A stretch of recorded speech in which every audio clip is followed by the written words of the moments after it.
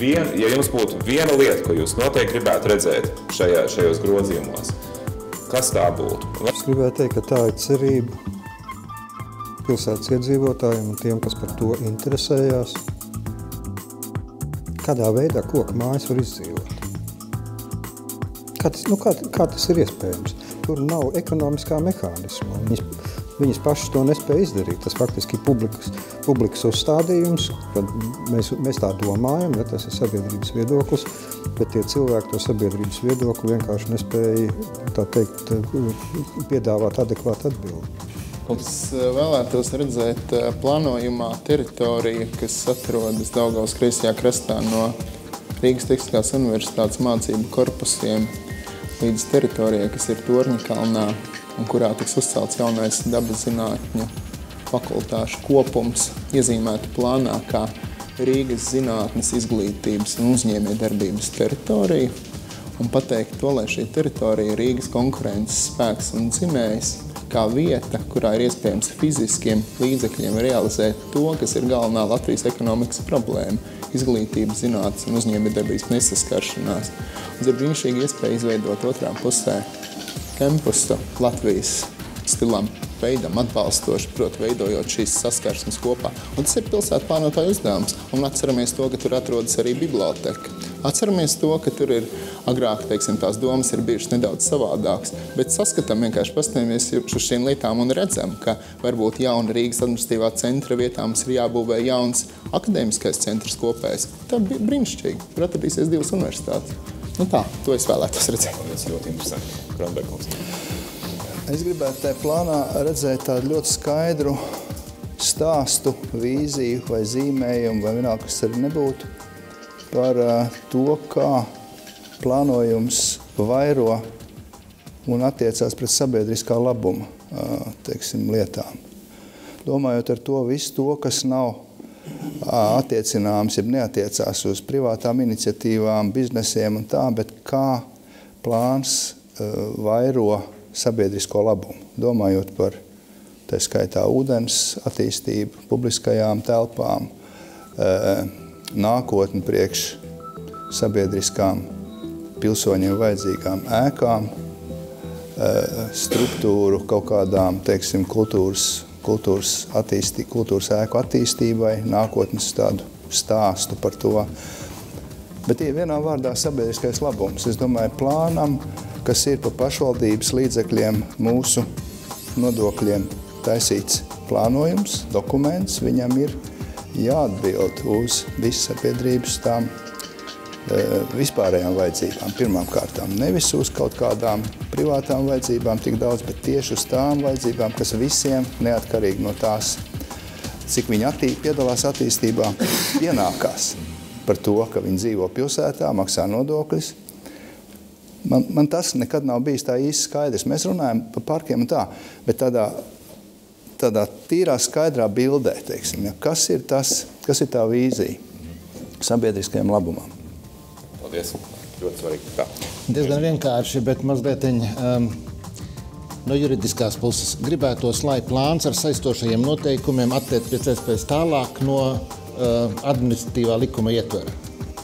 Jo tas cenšas līdz ar to noturēt visu realizācijas aparātu kaut kādos tikai juridiskos terminos. Un viņš zaudē to plāna jēgu kā tādu. Un savukārt otrs virziens būtu, lai plāna noteikumi atļauj, jeb arī piedāvā, jeb pareizāk būtu teikt, uzticās vairāk nākošajiem plānošanas līmeņiem. Nav iespējams sarakstīt visu teritorijas plānojumu saistošajos noteikumos. Lielākā daļa jautājumu no plānošanas viedokļa jārisina nākošajās plānošanas stadijās ar būvprojektiem, ar tiem pievienotām prasībām un tā tālāk. Es domāju, ka tādā gadījumā, pieņemsim to pašu ūdens sadaļu, varētu no kaut kādām 15 lapspusēm saīsināt par 10 jeb vēl pat mazāk. Tad plānā būtu tikpat daudz nosacījumu, cik strādā uz ziemeļiem no Vanšu tilta.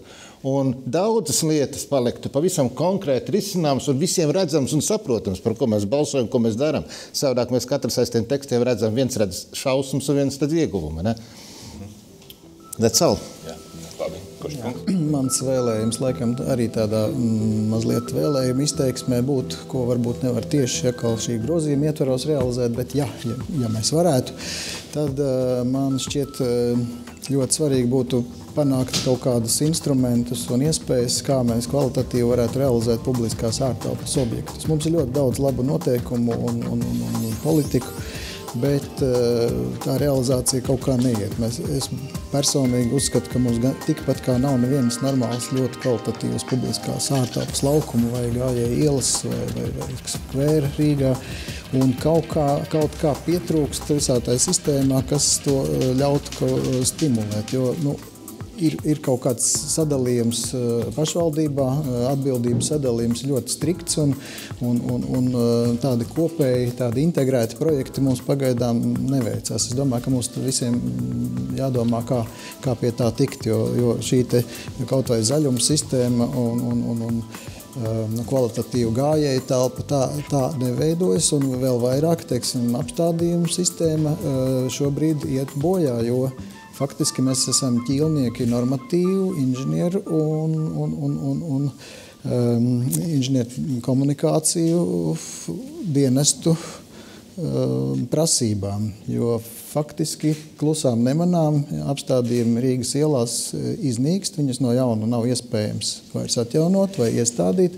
Visu diktē šobrīd inženieru komunikācija noteikti. Mēs to varbūt nejūtam, neredzam, bet faktiski ir tā, ka jebkuru brīvo telpu šobrīd aizpilda ar esošiem projektējumiem vai perspektīviem kabeļiem un caurulēm. Tāpēc, ka noteikumi ir robots. Jā. Noteikumi būtībā ir robots, kurš ir ieprogrammēts, viņš savādāk neprot. Ja? Viņš saprot tikai skaitļu valodu. Latvienergo pasaka, mums tur vajadzēs kabeļus, tur ir zaļa zona, brīnišķīgi laižam kabeļus. Mēs tur vairs tikai zālīti varēsim redzēt pēc tam. No līnija viegli uzvilkt pa ūdeni, jo tas pieder mums visiem. Tos kabeļus vajag guldīt ūdenī. Nav slikta doma. Jā. Labi. Kungs. Paskatāmies to metodu, kā citur plānot, tad plānotājiem ir vairāk 4 pamatinstrumenti, ar ko plānotāji rīkojas. Tas zemes lietošanas veids, nodokļi, pašvaldības budžets un pašvaldības īpašuma zeme. Un to visu saslēdzot vienotā sistēmā, tur rodas tās iespējas kaut ko izdarīt ar nodokļiem, radīt atvieglojumus vai kaut kā kompensēt un tā tālāk. Ja mēs paskatāmies to mūsu plānošanas metodu, tad tā ir vairāk tādu bilžu zīmēšanu un noteikumu sacerēšana. Un ja mēs salīdzinām to mūsu plānojumu ar 1995. Gada Rīgas attīstības plānu vai tā saucamo Andra Rozes plānu, tad tas bija vairāk atbilstoši tai manas pieminētai teorijai. Un tur bija vairāk pateikts, ka pašvaldība darīs to, un tur finansēs, un to attīstīs, un tā tālāk. Tas bija īsāks tāds koncepts, kur bija pamatideja, un tur nebija tik daudz detaļas risinātas. Un es nedomāju, ka, protams, tā normatīvā akta bāze atšķirās Latvijai no citām Eiropas valstīm, bet ja mēs tā iedziļinamies arī citu Eiropas valstu normatīvos aktos, tad ne viss tur tik ļoti konkrēti pateikts, un pati pašvaldība ir tā, kas iekšēji saslēdz šos te instrumentus kopā. Un to Rīgas doma pie labas gribas var izdarīt, bet diemžēl ir sistēma tāda, ka katra komiteja darbojās pa sevi, katra velk tos līdzekļus varbūt sev un nedomā par to kopējo sistēmu, kā radīt kvalitatīvāku publisko ārtelpu un kā domāt par dzīves kvalitāti kopumā pilsētā. Es domāju, ka to var izdarīt arī pie esošiem likumiem. Krastinkungs. Es arī mēģinu iztēloties to, ko Kronberga kungs teica, un pilnībā viņam, protams, piekrīt, bet sabiedrība jau ir individu kopums, un ja netiks dota iespēja katram atsevišķam individuālām subjektām īstenot ar kaut kādiem ekonomiski pamatotiem mehānismiem, viņi ieceras, tad sabiedrība nekad neko neiegūs. Sabiedrība var iegūt tikai šo viņas atsevišķo subjektu aktivitāšu rezultātā. Un šeit pašreizējais plāns tieši šo aspektu vienkārši mēģina iekonservēt un tā tālāk. Konkrēti runājot par plānu, par ko esam visu laiku jau arī runājuši, tas ir tā sauktās autentiskās apbūves frontes, zāģveida līnija, kas ir apvilkta mehāniski absolūti visai esošai apbūvei apkārt, kura pēc definīcijas neļauj tur nekādas būtiskas izmaiņas, kuras izslēdz esošā mantojuma organisku integrēšanu jau attīstībā. Attīstība kā tāda ir izslēgta. Un konkrēts piemērs, kas to ilustrē, es vienmēr priecājos, kas notiek Spīķeru kvartālā, Maskavas ielā, tur ir diezgan daudz un interesanti, kas veiks, bet tas ir tikai daļa no tā, kas tur eventuāli varētu būt noticis, ja nebūtu šie ierobežojumi. Konkrēti katrai atsevišķai ēciņai apkārt zāģveida līnija, apkārtējā publiskā telpā nevar nekas cits, kā vienīgi varbūt tur virsmas labiekārtojums mainīts. Un pie šādas funkcijas, kas tur ir iekšā, pasaulē ir tik milzīgi daudz piemēri, kā šāda veida tā sauktās industriālās vai saimnieciskās apbūves objekts integrē mūsdienīgos pilsētbūvnieciskos veidojumos, itin neko nezaudējot no šīs vēsturiskās vērtīgās substances. Tieši otrādi viņu izceļot, darot pieejamāku cilvēkam, tuvāku. Un ja starp atsevišķām ēkām, kaut vai starp restorānu un koncertzāles Spīķeros būtu bijis iespējams starptālu pārsekt ar kādu stiklotu galeriju, tā vienkāršot mēģinot iztēloties esošo situāciju, viņi daudz aktīvāk varētu funkcionēt, viņi būtu cilvēkiem pievilcīgāk, viņi ekonomiski izdevīgāk būtu un daudz ātrāk varētu sakopt visu pārējo, kas šobrīd joprojām tur turpina dienvidu galā brukt un nekas nenotiek.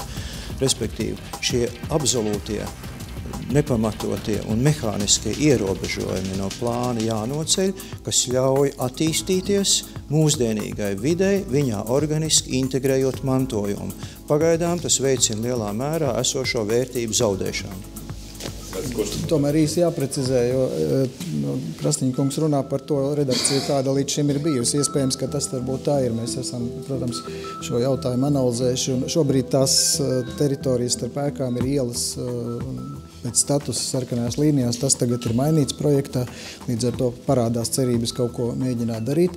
Un otrkārt, tomēr šī te līnija pieminētā dod iespēju dot kaut nelielu, bet tomēr nekustamā īpašuma nodokļa atlaidi šo ēku īpašniekiem. Šobrīd tas ir sasaistīts ar vieniem citiem pašvaldības noteikumiem, un tā ir tikai tāda terminoloģiska lieta, jo šis tā nav nejauši un patvarīgi uzvilkt līnija, tas balstās uz šo ēku novērtējumu, kas pirmkārt bija izdarīts valsts pieminekļu inspekcijā. Tas ir attēlojums. Jā. Paldies visiem paneļa dalībniekiem.